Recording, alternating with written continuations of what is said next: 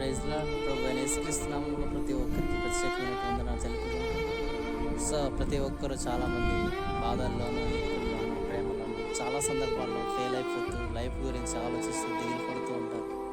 అలాంటి వారికి ప్రభు అయిన యేసుక్రీస్తు ఏమని చెప్తుందంటే, నీ చింత యావత్తు యెహోవా మీద మోపుము, ఆయన సమస్తము చూసుకునేవాడు.